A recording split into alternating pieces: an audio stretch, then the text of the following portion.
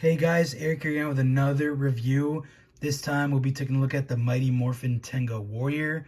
Before we get that, let's take a look at his box. So here's the box for the Tenga Warrior. Super nice, very clean. You can see we have a pic here of the Tenga Warrior, very minimalist, I think. I really do like this nice design.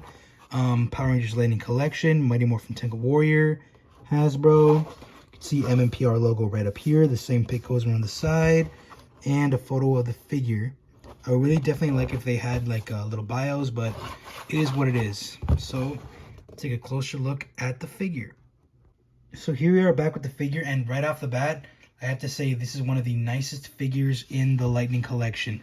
You can see just by the light of my ring light, there's so much paint detail, a lot of really nice details, super nice accessories, something that these figures don't really come with, paint-wise, of course. Yeah, definitely a super nice figure. Let's take a look at some of his sculpted details and paint. So here's the close-up of the figure, and you can see right off the bat, this thing is beautiful. It does have a really nice shiny metallic green shading on it. It does look like a crow, you know, like black feathers have this like greenish sheen. It does look super nice. It's really nice and metallic. It's not all over the figure, mostly on the front.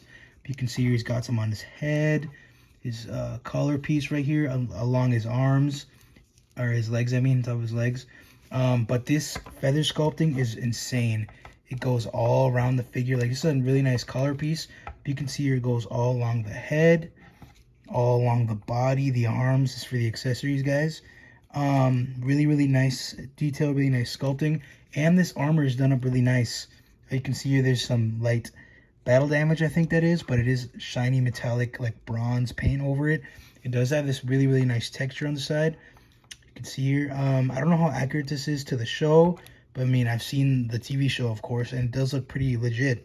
You can see here more detailing, really nice. A lot of battle damage on the knee pads right here, some scratches and stuff. Like I said, really nice application of the bronze paint. It reminds me of Boba Fett. You can see here the face is super done really nice too. The beak has insane paint on here. It goes from this nice bronze to this purple, really nice shading. His little nostrils, his eyes are painted really well. By the way, I found this at retail. This is the only one, so I mean, it does look super clean. That was the details, guys. Now let's get on to the accessories. So here we are back with these accessories. First of all, the most important things are these wing pieces. These are actually the small wing version, so when they're not extended, you can see here these things are sculpted beautifully, and they have that same metallic glimmer that black fur or black feathers usually has. This is the front side, and this is the back side. You can see I really do love every little detail. It looks so clean. That was for the upper bicep or upper arm. This is for his forearms, same thing basically. See, same little paint details, same metallic blue. And backside, they are labeled left and right. Love this detail. And here are the longer pieces. This is for the upper arms, the tricep, I mean, left and right. You can see here, gigantic. These are really big. Beautiful sculpting on here, and amazing paintwork. It's like really nicely dusted metallic. And of course, the backside. And for the long forearm pieces, you can see here, same thing. And left, right.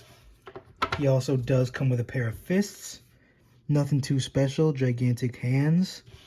He does come with a Tenga Warrior egg. You can see this, really nice, clear, translucent. It is translucent in person. You can see here it has nice silver paint with purple ooze. I believe Ivan Ooze. It's actually Rito Revolto. Use it to hold it. You can see here, nice Tenga Warrior, and this lightning effect piece with a nice purple sheen. Fun fact, it actually does hook on right here. These are to hook on. Anyway, guys, let me show you how to put on those wing pieces. So let me show you guys how to put on these wing pieces. Of course, these they do fit in perfectly into these slots right here. Starting with my left side, his forearm right there, the upper arm right here, just like so. Same thing on the other side, right here, and right here. And this is what he looks like with the short wing version. These don't hinder articulation whatsoever. These look really nice. This is when they're in fighting mode, like not flying around on the TV screen. Now let's see what he looks like with the long version. And we're back with the long pieces on here, and like I said earlier, it is the same exact process. These are just much bigger and they look really, really nice. You can see here from the back how these look like actual wings for the figure. You can get some nice flying poses like so. It can be the Tenga Warrior flying, you know, it's really cheesy flying where they flap their wings and stuff, but it does look really, really cool. You can see that how it looks from the front, from the back, and like I said, these do not hinder articulation whatsoever, but we'll get to the articulation in a little bit. Let's take a look at the other accessories. So the Tenga Warrior egg does fit into his hand. One of his fingertips does slide in right here. He can hold it like so. It is a little bit difficult. He's supposed to hold it like this, and then we can wrap the lightning effect around it. It's gonna look something like this. This is how they're born in the TV show, I believe. Rita Revolto shoots lightning, and something like this. You know, they plant them on a different planet, but it does look something like that. Let me move that up a little bit. You guys go, and it's a really, really clean color for his Tenga Warrior egg. So now with that out of the way, let's get to the articulation. And just to show you guys that the articulation is not impeded by the wings that kept them on, first of all, lovely articulation on this figure. It is super solid. Head does go up and down. You can see the neck joint in there actually, right there. Up and down, side to side. It's a really, really long neck joint connected down here. So, you know, everything basically, not really a full 360 because of this collar piece. I could, but, you know, I don't want to. His mouth actually does open and close, like he does in the show. Arms go forward, both of them do. Back, really, really nice. They go out. The joints are a little bit stiff on these, on this arm specifically. Sorry, this thing just popped off. He does have this butterfly joint. You can see that there. He has an upper bicep swivel, a single jointed elbow. Really, really nice. Not hindered at all, like I said earlier. Upper body does move really nice. Super, super deep backwards bend. You can see that. Forward, really, really nice deep forward bend. A little bit to the side, actually a lot to the side.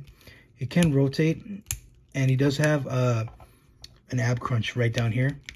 Legs do go forward, back, out, upper thigh right up here, double jointed knee.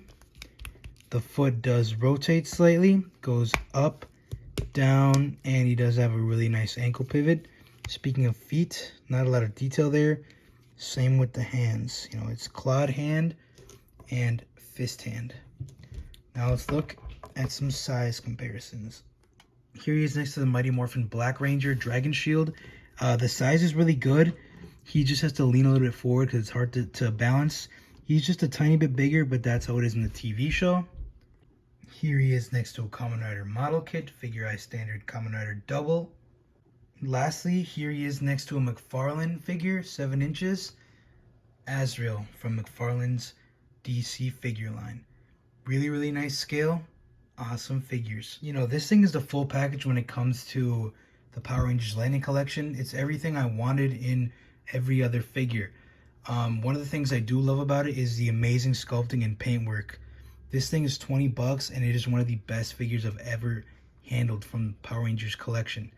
I do love the paint shading, and I would love to have this on the display base like last review.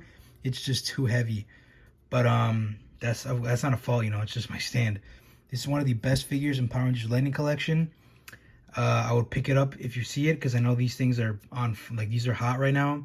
People are picking them up, and they're 1 to a pack, I believe, to a shipment box.